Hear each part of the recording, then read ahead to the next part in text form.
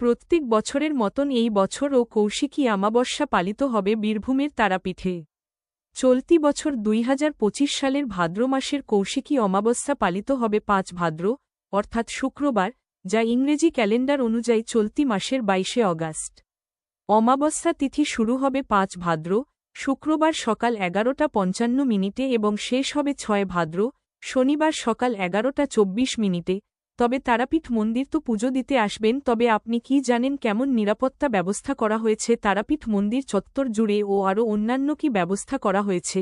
এছাড়াও কৌশিকী অমাবস্যায় কাজেই সবরকম ব্যবস্থাপনা হয়ে গেছে বললেই চলে। তারাপীঠ মন্দির কমিটির সভাপতি তারাময় মুখোপাধ্যায় জানান, অন্যান্য বছর তারাপীঠ মন্দির চত্বরে জায়গা কম থাকার কারণে একটা ঘিঞ্জি পরিবেশের সৃষ্টি হয়। তবে এই বছর তারাপীঠ রামপুরহাট উন্নয়ন পর্ষদ মন্দির চত্বরে একাধিক কাজ করেছে। নির্দিষ্ট লাইনের মধ্যে ভক্তরা প্রবেশ করে মা তারার দর্শন করতে পারছেন। এছাড়াও একটা খোলামেলা পরিবেশ সৃষ্টি হয়েছে তারাপীঠ মন্দির চত্বর জুড়ে। আমাদের যে সমস্ত ব্যবস্থা নেওয়া কথা বা প্রতি বছর যে ব্যবস্থাগুলো নিয়ে আসি, এবছর সেই নিরাপত্তার ব্যবস্থায় বলুন, আর আপনার দর্শনার্থীদের যে সমস্ত সুবিধা করে দেওয়ার জন্য দর্শনের ব্যবস্থায় বলুন, সব প্রায় শেষের দিকে, মানে বলতে পারেন পুরো কমপ্লিট হয়ে গেছে। আমরা শেষের দিকে কাজগুলো কোথায় কী হয়েছে দেখে নিচ্ছি, এবং মানুষ মানে জেলা প্রশাসনের সাথে টিআইডি এর সাথে আমাদের যে যৌথভাবে যে বৈঠকগুলো হয়েছে, সেখানে মানুষ কোন দিকে বেরোবে, কোন দিকে প্রবেশ করবে, কিভাবে দর্শন করবে, তার একটা কেস ম্যাপও তৈরি হয়ে গেছে প্রশাসনের। কারণ প্রশাসনের লোকজন প্রতিদিন আসছে, টিআরডির লোকজন আসছে, একটা কারণে আসছে যাতে এই লক্ষ লক্ষ মানে মানুষের ভিড়ে ভক্ত যারা আসবে তাদের যেন কোনো অসুবিধা না হয়, কারণ তারা মা তারাকে দর্শন করতে আসছেন, মহাশ্মশান দর্শন করতে আসছেন। তাই তারা এই দু জায়গায় যারা সম্পূর্ণ নিরাপত্তার সাথে দর্শন করতে পারে, ভালোভাবে বাড়ি ফিরে যেতে পারে, তার ব্যবস্থা করছে।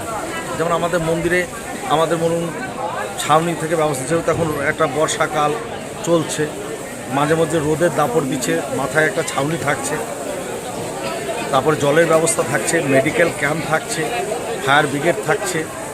লোডশেডিং তো হবেই না, কিন্তু যদি হয় তার জন্যে যাতে সঙ্গে সঙ্গে বিদ্যুৎ সরবরাহ চালু করা যায় সে ব্যবস্থা থাকছে। কোনো লোক অসুস্থ হয়ে গেলে দ্রুত তাকে রেস্কিউ করে প্রাথমিক ট্রিটমেন্ট করে যদি কোনো দরকার পড়ে সেখানে নিয়ে যাওয়ার ব্যবস্থা থাকছে। মানে এক প্রকার মানে সমস্ত দপ্তর, শুধু আমরা মন্দির বলবো না, সমস্ত দপ্তর এই অমাবস্যাকে মানে মানে সফলতা দিতে এবং বাইরের চোখে তারাপীঠকে যাতে সুন্দর ব্যবহার নিয়ে মানুষ যেতে পারে, এই জায়গায় যাতে সুনাম অক্ষুণ্ণ থাকে। কারণ শুধু রাজ্য না, আমার সারা ভারতবর্ষ থেকে এখানে লোক আসবে, এবং যে সমস্ত তন্ত্র আছে যেমন রাশিয়া, ইতালি, ইংল্যান্ড, এ সমস্ত জায়গা থেকেও কিন্তু শ্মশানে তারা আসে।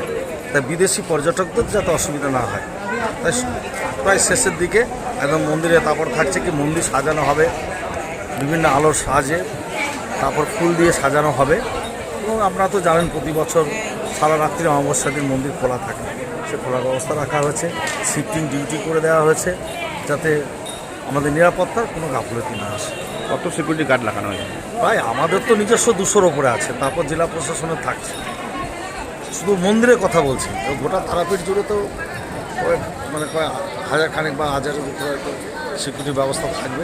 বিভিন্ন মোড়ে মোড়ে পুলিশের টপিং গেট হচ্ছে নিরাপত্তার জন্য, গাড়ি কোথায় থাকবে না থাকবে হোটেল থেকে শুরু করে মানে বলা যেতে পারে নিরাপত্তার চাদর মুড়ে ফেলা হয়েছে। একদম নিরাপত্তার চাদর মুড়ে ফেলা আছে। আর এবছর আমরা ব্যাপক ভিড়েরও আশঙ্কা করছি, কারণ অমাবস্যা শুক্রবার, শনি রবি এমনিতেই সারা বছর তারাপীঠে হাজার হাজার পর্যটক আসে। হ্যাঁ, সেই জন্য এই ব্যবস্থাকে আরও ঢেলে সাজানো হয়েছে। সিসি ক্যামেরাও থাকছে আমাদের।